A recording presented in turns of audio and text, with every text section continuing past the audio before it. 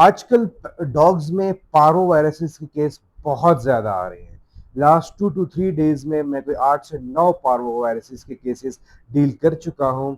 Basically होता क्या है कि जो पेट ओनर्स हैं वो अपने डॉग्स को वैक्सीनेट नहीं करवाते और इनिशियली 2 मंथ्स के अंदर आपने वैक्सीन लाज़मी करवानी होती है, लेकिन वो नेग्लिजेंस करते हैं, वो वैक्सीन नहीं करवाते, जिसकी वजह से आपके डॉग में पारो वायरस आ जाता है।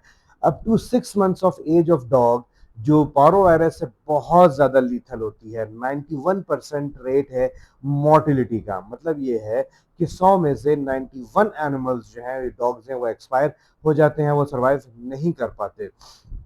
लोग जस्ट वैक्सीन की कॉस्ट को शायद मद्देनजर रखते हुए वैक्सीन नहीं करवा पाते, लेकिन उनको ये बात समझ नहीं आती कि अगर पारो वायरस उनके डॉग में आ गया तो 2 दिन या 3 दिन की ट्रीटमेंट के अंदर जो डॉग जो वैक्सीन के जो 4 से 5 शॉट्स हैं उसकी अमाउंट जो है वो ऊपर निकल जाएगी।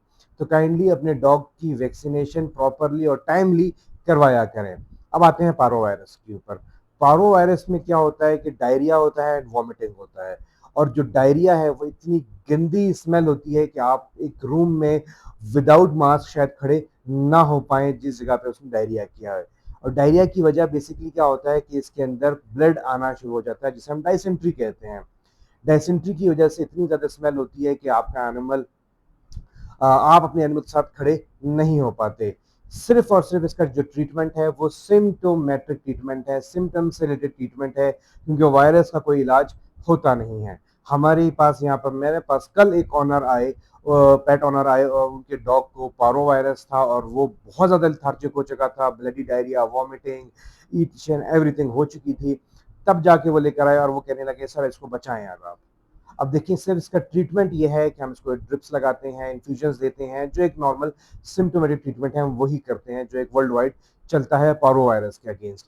लेकिन अब वो ये इंजेक्शन और ये मेडिकेशन भी करवाना नहीं चाह रहे थे, क्योंकि उनको पता चल रहा था कि एक्सपेंसिव है ट्रीटमेंट, और वो ये सोच रहे थे कि हम इसको ट्रीटमेंट प्रॉपरली शायद प्रोवाइड नहीं कर रहे हैं।